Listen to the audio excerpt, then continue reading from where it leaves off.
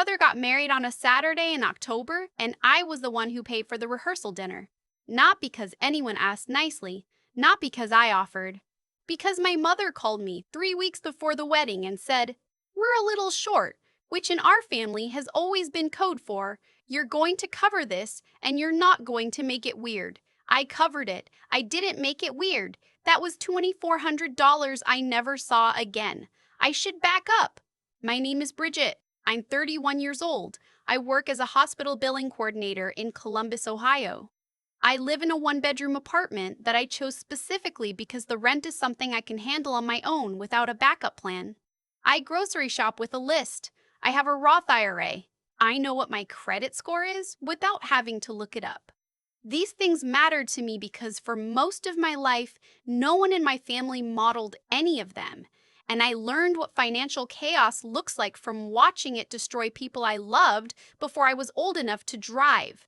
My brother's name is Connor. He's 4 years older than me, and he has always been my parents' favorite in the way that nobody ever said out loud, but everybody knew. Connor was the one who got the car at 16. Connor was the one whose college tuition came out of the family savings account that I was also supposed to have access to. Was being the operative word, because by the time I was ready to apply, it was mostly gone. Connor was the one who, when he blew through 2 jobs in a year and needed help with rent, my mother asked me to pitch in because he's going through something. I pitched in. I always pitched in. That's what you do when you love your family, right? His fiancée, her name is Kelsey, is not a bad person. I want to be clear about that. Kelsey is fine. Kelsey grew up in a house where problems got solved with money, and she married into a family where problems got passed to whoever was willing to absorb them. She didn't create the dynamic. She just walked into it and never questioned it. The wedding was beautiful, actually. A vineyard venue outside the city, string lights, an open bar that Connor definitely could not afford but had booked anyway. 112 guests. A DJ. A photo booth, props. I was a bridesmaid. I had paid $340 for a dress I was told I would definitely wear again, which is something bridesmaids are always told, and no one ever does. The trouble started at the rehearsal dinner. My father pulled me aside near the end of the night. He had a glass of wine in his hand, and the particular look on his face he gets when he's about to ask me something he knows I won't like.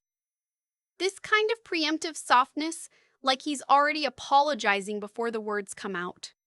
"Connor's in a little bit of a situation," he said. I waited. "The venue for tomorrow. They need the final payment by 9 a.m. or they won't hold the date." I looked at him. "Dad, the wedding is tomorrow." "I know. How much is the final payment?" he told me. It was $6,200. I want you to sit with that number for a second. $6,200. Due in less than 12 hours. For a wedding that had been planned for 18 months. "Why," I said slowly, "is this coming up now?" My father did the thing where he looked somewhere slightly to the left of my face. Connor had some unexpected expenses this quarter, and we thought we had it covered, but, "Dad, it's just a loan, Bridget. He'll pay you back after the honeymoon. They're going to Hawaii, and when they get back, he starts that new job." "What new job?" Pause. "He's been in talks with a logistics company. It's very promising." "In talks. Not hired. In talks." I took a breath. I had $14,000 in my savings account. I had built that up over 3 years of not buying things I wanted, of eating lunch at my desk, of saying no to weekend trips and new furniture and the Peloton I genuinely wanted. $14,000. It was the first real financial cushion I had ever had in my adult life. "I can't do $6,200, Dad." He blinked. "Bridget, I'm serious. I can't." He gave me the look. The family takes care of each other look. The "you have more than Connor right now" look. The "this is what we do" look. I held my ground. I told him I was sorry, that I hoped they could figure something out, and I went back to my table. I did not sleep that night. The wedding happened. I don't know how they resolved the venue payment. I didn't ask. I stood at the altar in my $340 dress and held Kelsey's bouquet while she cried happy tears, and Connor looked like a man who had no idea what he had cost the people around him to get to this moment. The reception was where it fell apart. My mother found me between the salad course and the entree.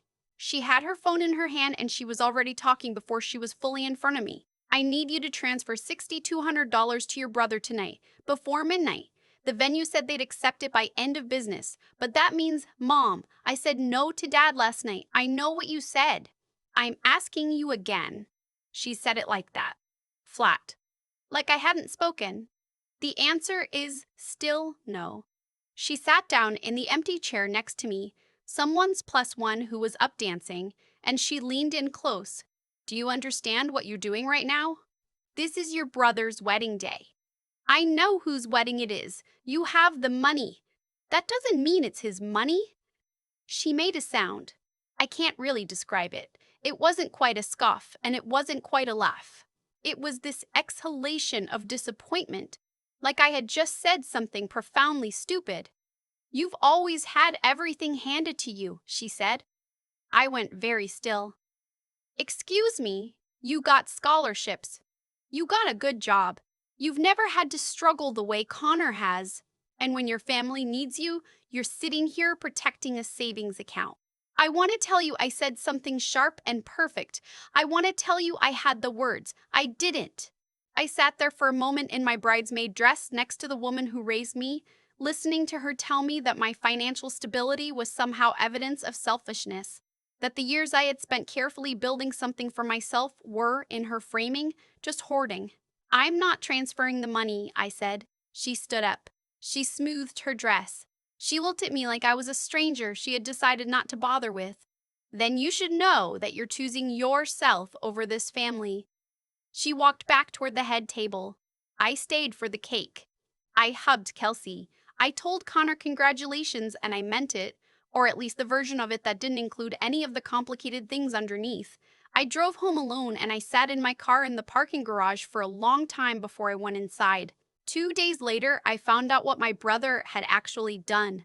He had gone to my father that same night after my mother talked to me, and between the two of them, they had figured out a different plan. What that plan involved, I would learn later. My father had co-signed a personal loan with Connor through an online lender, a 2-year loan, high interest. Connor put down my name as a reference. That part I didn't find out for another 3 months. What I found out in 2 days was this. Connor had used an old checking account of mine, one I'd had in college and had forgotten to fully close, one that still had my information attached to it, one where I had once added him as an emergency contact years ago and had transferred $1, 100 out of it through a linked app I didn't know still had access. The account had $1,000 in it. Leftover money, money I hadn't thought about in 2 years, sitting there. Gone. I called my bank immediately. I filed a dispute.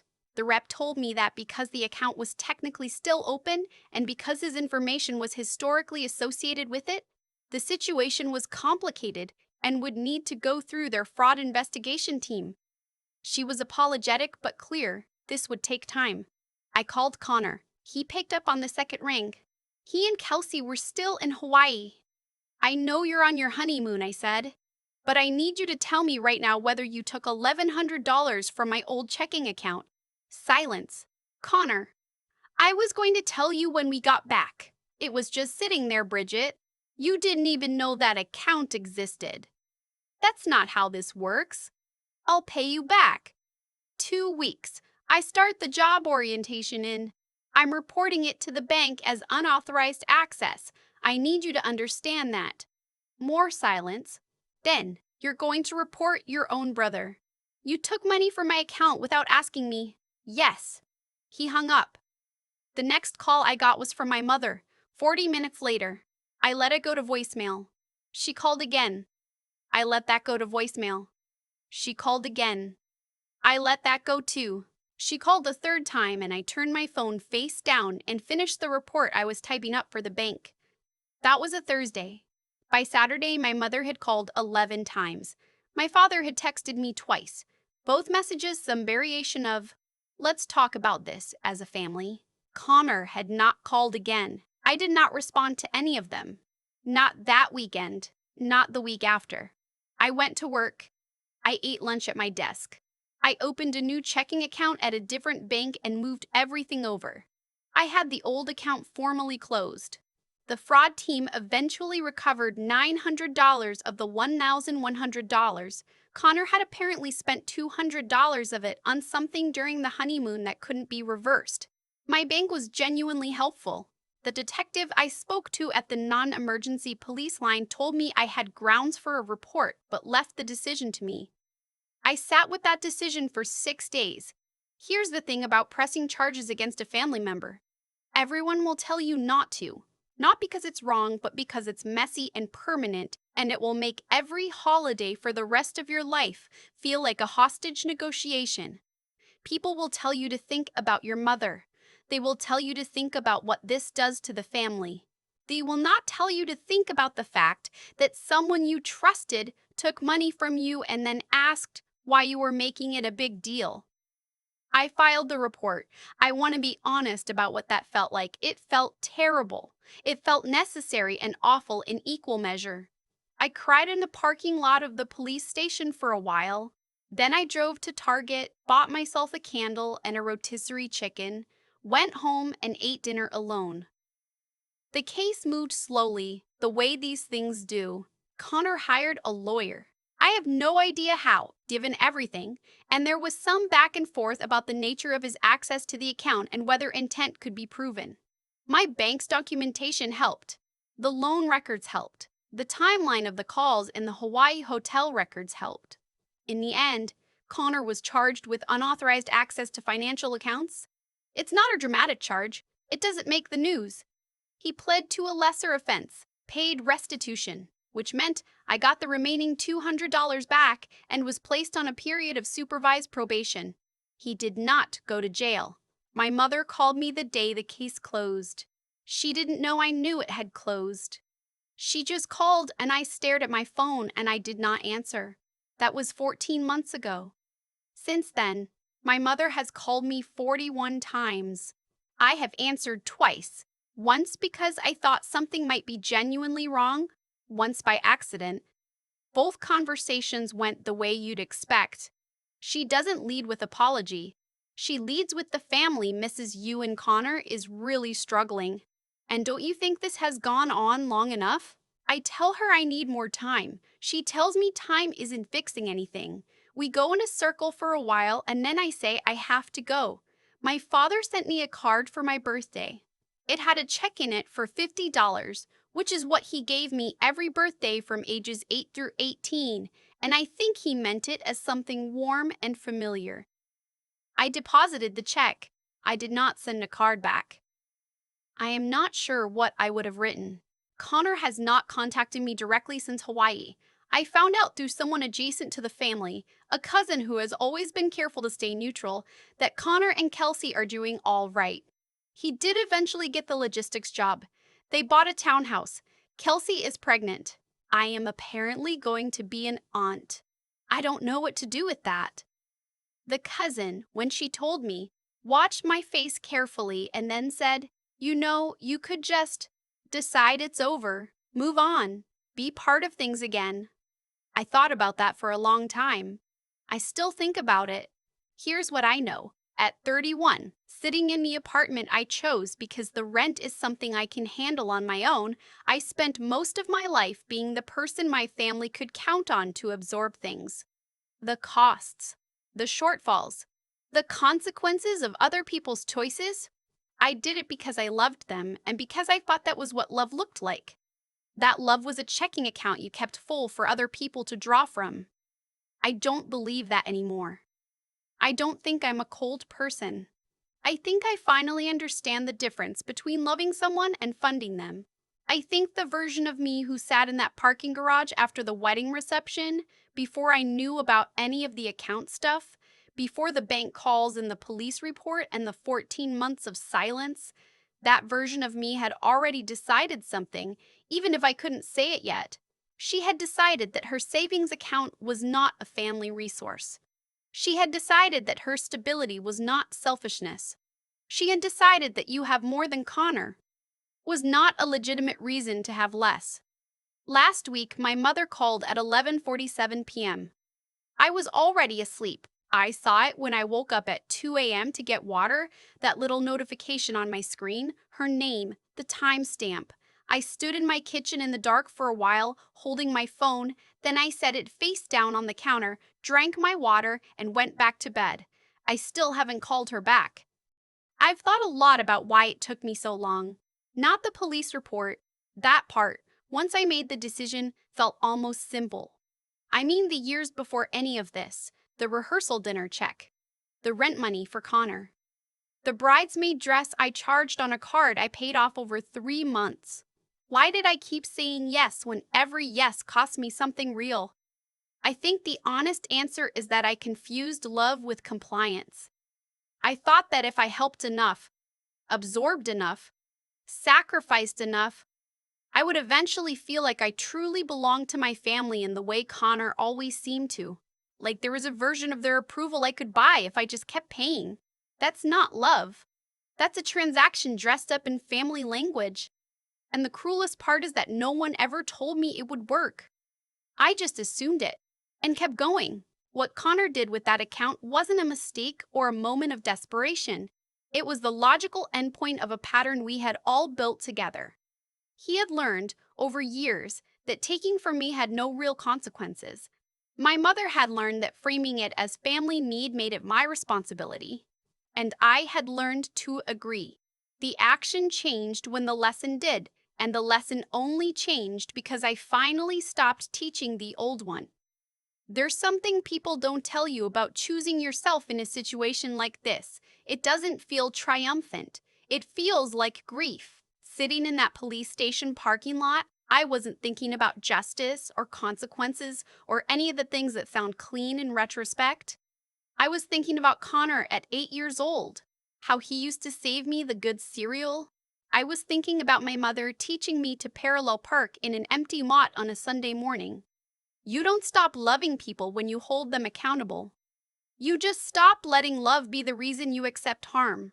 That's the thing about cause and effect that nobody explains when you're young. Every choice you make teaches the people around you what you will accept. Every time I absorbed a cost without a word, I was teaching my family that I was an inexhaustible resource. And every time I finally said no at the rehearsal dinner, at the reception, at the bank, I was rewriting something that had been written in for a long time. It was slow, and it was painful, and it looked from the outside like coldness. It wasn't. It was just finally accurate. I don't know what happens next with my mother. I don't know what kind of aunt I'll be, or whether there's a version of this where Connor and I are in the same room again someday, without the weight of all of it pressing down.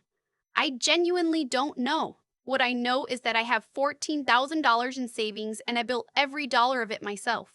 I know that my apartment is quiet in the mornings and that quiet is something I chose. I know that integrity isn't a feeling. It's a series of decisions you make when the feeling is telling you to do something easier.